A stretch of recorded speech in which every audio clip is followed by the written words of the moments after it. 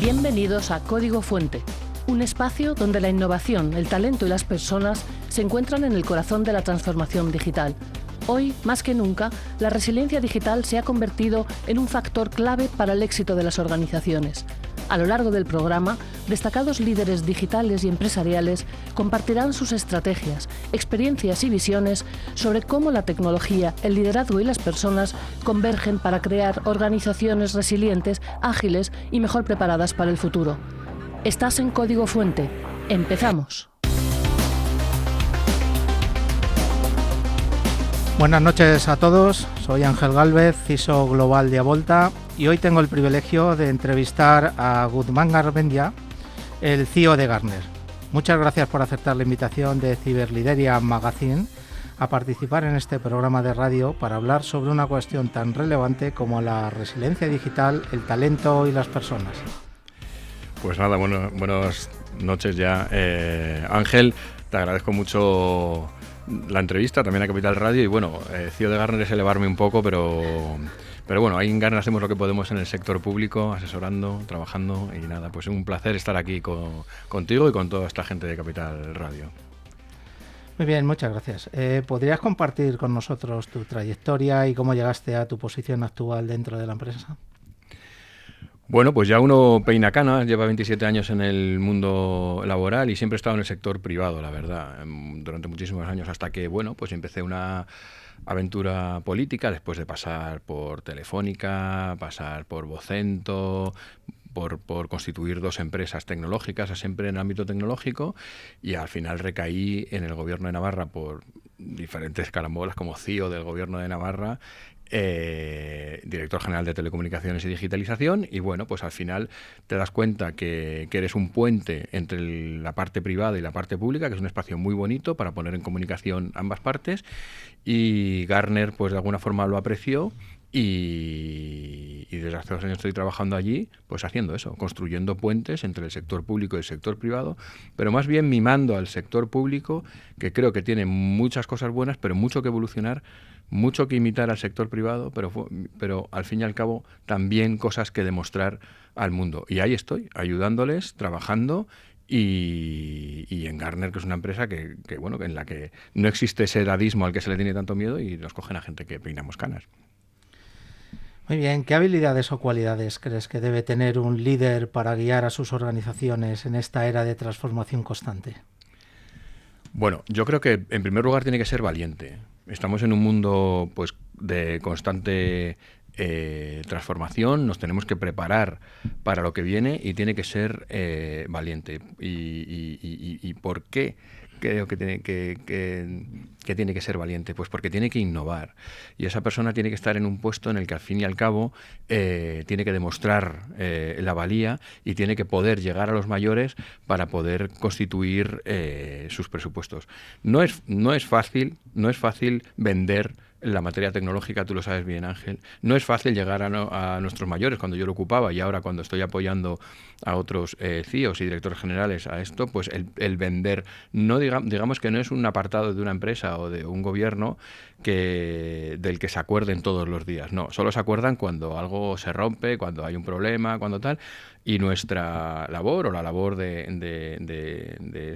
estos líderes, estas personas, pues tiene que ser realmente el poder vender bien lo que está haciendo, el poder captar la mayor de la atención para poder sufragar esos recursos humanos tan necesarios que muchas veces se les niegan, para poder conseguir todos los recursos económicos que muchas veces se les niegan, sin tener que tirar de la amenaza de que desenchufo o a ver si nos hacen este ataque o lo que fuera, ¿no? Un poco, sin llegar a amenazar, que nos hagan caso.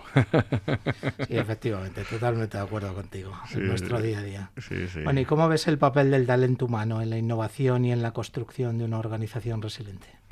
Pues mira, hay muchísimo talento y muy bueno, y en España, con las universidades que tenemos, con el FP que tenemos, yo creo que veo un talento excepcional.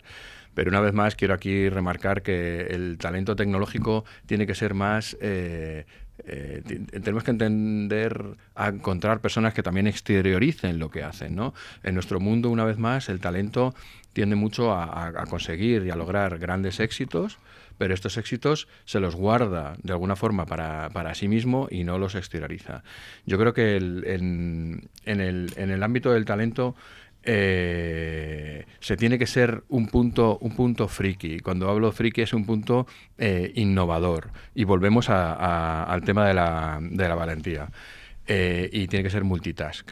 Es decir, los americanos antes, nosotros les decíamos que claro, que eran súper buenos en determinada materia, en un punto. Yo creo que ahora el talento que se está buscando tiene que ser un poquito más conocedor, por lo menos en el ámbito TIC, más amplio, ¿no? Tiene que tener un conocimiento más amplio y tiene que ser, insisto, polifacético para poder entender el resto de departamentos, pues porque de alguna forma los talentos de ahora lo que tienen que ser es colaborativos, en mi opinión. Tienen que trabajar todos juntos, va a tener que hablar con múltiples departamentos y ahí vuelvo al principio de mi intervención. No podemos estar trabajando la parte tecnológica, el talento tecnológica en nuestra cueva, que siempre ha sido una cueva, reconozcámoslo, con nuestros teclados, nuestros ratones allí de segunda mano por todos los lados y no vamos a entrar en más detalles, pero se tienen que abrir. Tenemos que ser mucho más sociables, empáticos.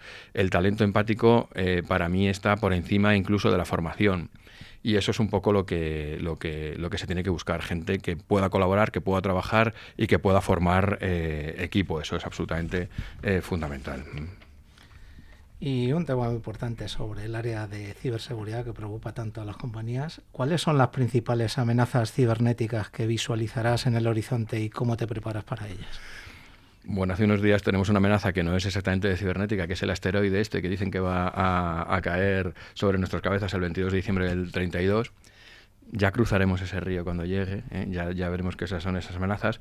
Pero yo creo que ahora tenemos nuevas amenazas y tenemos que trabajarlas. La identidad digital. Al final, la suplantación, de alguna forma, de la identidad digital. Todo lo que está pasando con la inteligencia artificial, todo lo que está pasando con pues, suplantación de voz, incluso de imagen, se ha visto ya en redes sociales, bueno, incluso en la gente joven, ¿no? En vídeos que circulan por WhatsApp con determinadas posiciones y la cara de otra persona. Todas estas suplantaciones de identidad para mí son un problema que va a ir a más y que lo van a tener que resolver tanto empresas privadas como empresas públicas de alguna forma que no es tan sencillo, ¿no? Pues porque al final los malos, ¿no? Estos que nosotros llamamos los malos, ¿no? Cuando trabajamos, tú lo sabes bien, Ángel, cuando trabajamos en ciberseguridad, los malos están utilizando, son gente talentosa, hay que reconocerlo, e incluso están tirando de temas de computación cuántica para intentar adelantarse a lo que la empresa privada sí que está intentando llegar, pero los gobiernos y las administraciones no están llegando y tendrían que llegar porque siempre hay ese decalaje, ¿no? Entonces, yo creo que la identidad digital y también las herramientas que están utilizando los malos, la evolución, como están utilizando los sistemas evolutivos los malos, creo que ahí hay una amenaza importante. Porque cada vez son más sofisticados. Son más sofisticadas las herramientas, también son más sofisticadas pues los espacios en los que interactúan los ciudadanos, las personas, las empresas, las organizaciones, como por ejemplo todos los puntos de IoT que hay por el mundo, todos los puntos de 6G que van a entrar, y eso no dejan de ser puntos por los que los malos pueden entrar, y entonces evolución sí, pero eso conlleva más riesgos, con lo cual tendremos que invertir más en ciberseguridad para evitar todos esos puntos, porque los ataques de ransomware o de phishing van a ser cada vez, no te digo más multitudinarios porque ya son muy multitudinarios, pero mucho más sofisticados, con herramientas mucho más poderosas. Y como van a porcentaje, pues al final de cada 1000 phishing que lanzan saldrá el 0,1, porque han conseguido, mediante inteligencia artificial, hacer una suplantación de identidad a través de una imagen, de una marca o de lo que fuera. Pues yo creo que la mayor amenaza, pero también es la mayor virtud, es la velocidad de la evolución. Si desde la empresa y de los gobiernos fuésemos capaces de llegar a esa evolución o estar por encima de los malos, pues fenomenal. Que no voy a negar la evolución para nada, pero creo que la amenaza es que los malos son buenos trabajando. Claro, porque les va a los que les vaya, ¿no? Y eso creo que es una gran amenaza, ¿no? A mí me encanta todo lo que tiene que ver con inteligencia artificial y todo lo que tiene que ver con quantum computing, pero como siempre, pues mal utilizada, pues estamos donde estamos, ¿no? Muy bien, ¿y qué consejo le darías a los líderes emergentes que están entrando en roles de liderazgo en un mundo tan interconectado y dinámico como el actual? Pues yo les diría que se suban al tren, ¿no? Se tienen que subir al tren. Los nuevos liderazgos lo que requieren es el trabajo en equipo. Lo que requieren es, como te decía, la empatía. Yo conozco muchos líderes muy formados, pues ingenieros, gente que ha hecho máster, que ha viajado por el mundo, pero los nuevos líderes tienen que entender el momento en el que estamos. Y aquí sí que quiero diferenciar entre... Ya siento siempre llevar la conversación a la diferenciación entre la parte pública y la parte privada, pero es un poco lo que hay, ¿no? El líder público de la administración pública tiene que estar muy en consonancia con lo que está pasando con la empresa privada, y en la empresa privada tiene que estar muy en consonancia con lo que está pasando en la parte pública.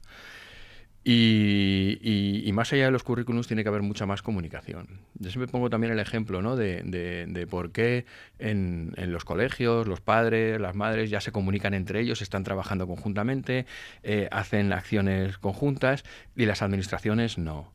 Yo creo que las administraciones se tienen que hablar mucho más. Y también las empresas se tienen que hablar mucho más. Es verdad que hay un tema de competitividad, es verdad que hay un tema de secretos, pero creo que se puede trabajar mucho más conjuntamente en materia de ciberseguridad, en almacenamiento de datos, en comunicaciones, y también las empresas con las administraciones. Y aquí es donde llega ese líder o esa persona que al final tiene que de forma emergente van a ser el futuro de nuestras direcciones, ¿no? Yo cuando veo, por ejemplo, a mis hijos, ¿no? Y a mi hijo y a mi hija, de alguna forma, que van a ser los líderes del futuro, en realidad los líderes emergentes, ¿no? Siempre les digo lo mismo: estudiéis lo que estudiéis, que están estudiando los dos, darle un componente tecnológico, porque al final la tecnología lo va a marcar todo. Y a partir de ahí, lo que hablamos al principio de la entrevista: sed valientes, no pasa nada porque os equivoquéis, y tenemos que tener cierto punto friki. Y ese es un problema también, y te voy a contar una pequeña anécdota en ese sentido, ¿no? Las administraciones y las empresas no son valientes por lo general. Las administraciones... Bueno, voy a empezar por las empresas. Las empresas por lo general no son valientes porque la gente se amarra mucho, al igual que en la administración, al puesto. Pero creo que tendrían que innovar más y evolucionar más. Y no sé por qué hay problemas para innovar en la empresa, dentro de la empresa, para hacer una innovación interna, una innovación propia. Y creo que ahí se tendría que trabajar mucho, y espero que las nuevas generaciones que vengan sean más valientes de lo que lo hemos sido nosotros. Porque nuestros competidores, que no dejan de serlo China y Estados Unidos, un poco Europa, están siendo valientes. Es verdad que cuesta lágrimas, porque hay gente que no lo consigue y las empresas les echan o lo que fuera, tal y cual, pero hay que ser valiente. Y en la administración más. ¿Por qué? De aquí sí que quiero contar la anécdota. Porque la administración tiene que ser la bandera de la innovación y de la tecnología en el futuro. Lo he visto claramente cuando en mi puesto de CEO del Gobierno de Navarra. Yo trataba de innovar, trataba de ser bandera para que las empresas de alguna forma imitaran lo que estaba haciendo el Gobierno de Navarra y se metieran en temas muy innovadores, muy innovadores. ¿Qué pasaba? Pues que la propia dinámica de la política, la propia dinámica de la administración te lo censuraba.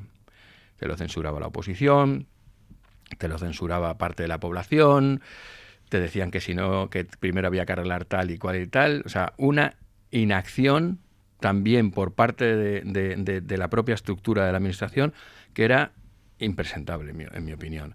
Por lo tanto, los líderes emergentes tienen que ser mucho más valientes de lo que lo hemos sido los líderes actuales, que nos quedan 10 años de liderazgo, 15, porque no, yo pienso jubilarme cuando me toque, y eso, y tienen que tener un punto friki, y siempre tiene que estar dentro de los ámbitos tecnológicos. ¿Estudias Derecho? Pues estudia Derecho Tecnológico. Ponle un punto de tecnología. ¿Estudias Sociología? Ponle un punto de tecnología. ¿Eres ingeniero de caminos? Pues hombre, usa la tecnología y que no te suplanten, ¿no? Y de alguna forma eso es lo que yo estoy requiriendo de los líderes tecnológicos. Los líderes tecnológicos y de los gobiernos. A mí me molesta soberanamente también que las administraciones no apuesten por la tecnología como tendrían que apostar en su profundidad. No se está dando la importancia a la tecnología que se le debería dar. Incluso hay gobiernos que no hacen ni caso a la tecnología. Incluso hay gobiernos que meten la tecnología debajo de una alfombra para que no se vea mucho. Y hay empresas que es muy significativo, ¿no? Que normalmente la parte tecnológica está en el sótano. y eso no debería ser. Los líderes emergentes, y ya no hablamos de líderes tecnológicos, imagínate el CEO de una empresa, tiene que sentar en el Consejo de Administración al responsable, al CEO, al responsable de la digitalización. Los gobiernos tienen que tener, en mi opinión, en el Consejo de Gobierno un consejero que se ocupe de los temas tecnológicos, solo de los temas tecnológicos. No lo puedes diluir con otras materias, en mi opinión, porque la que se nos viene encima, en materia de competitividad, tanto en el ámbito empresarial como en el ámbito público, es brutal. Lo que nos viene de Estados Unidos, es que lo que nos viene de China es brutal y nos tenemos que preparar. Y yo creo que estamos legislando mucho y ejecutando poco.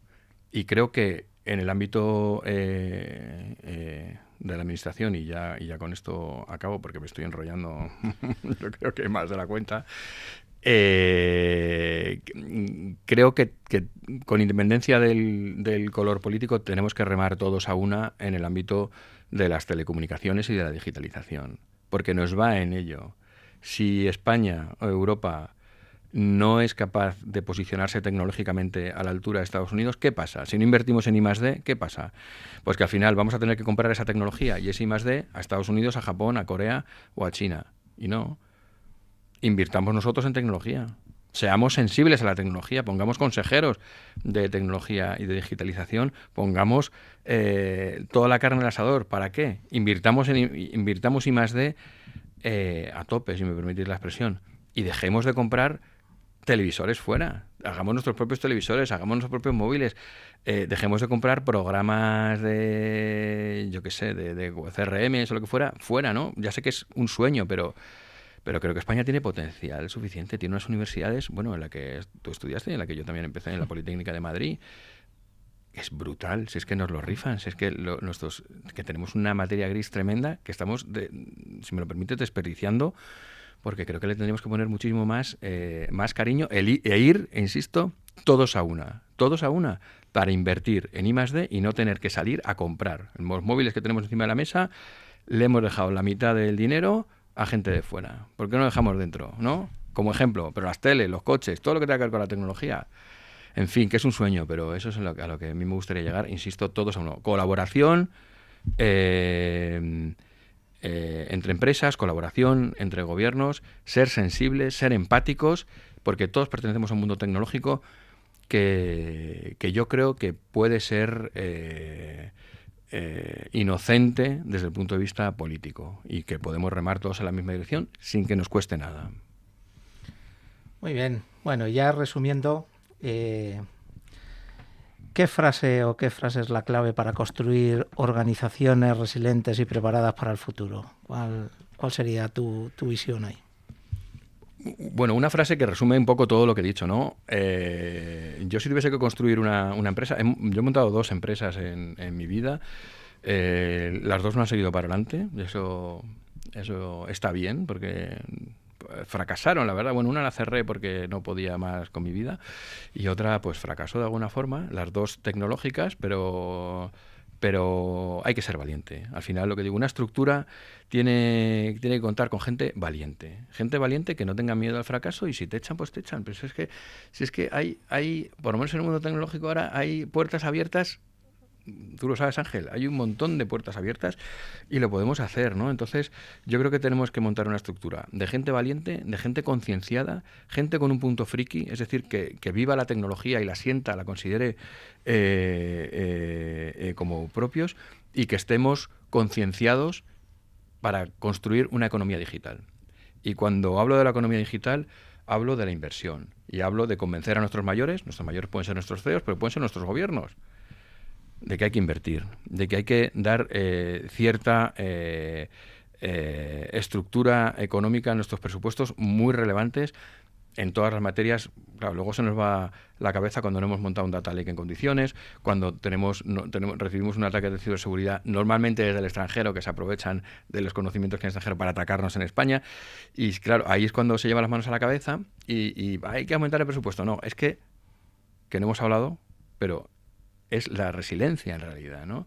Es el prepararnos para todo esto, prepararnos para los ciberataques, pero yo no solo quiero centrar en los ciberataques, prepararnos para lo que nos viene, prepararnos para la ola que viene de otros países que han hecho los deberes, que han invertido en I+D y que les vamos a seguir comprando los productos. Pues eso, ya sé que no es una frase y que me enrollo muchísimo, pero eso es lo que tenemos que trasladar, y también tenemos que trasladar a nuestros hijos para que en el futuro sea así. Tecnología, empatía, valentía e inversión. Inversión tecnológica, que yo no lo voy a comparar con otras inversiones que se hacen, pero creo que nos tienen que sacar de los sótanos. La tecnología hay que sacarla de los sótanos. Mira, esa va a ser la frase. Hay que sacar la tecnología de los sótanos. Muy bien, pues llegamos al final. Muchas gracias, Guzmán, por esta entrevista tan enriquecedora para todos. Estoy totalmente de acuerdo con todo lo que has comentado. Y bueno, hasta aquí Código Fuente. Gracias a Ciberlideria Magazine y al equipo técnico que hace posible este espacio. Y gracias a ustedes por acompañarnos y feliz semana.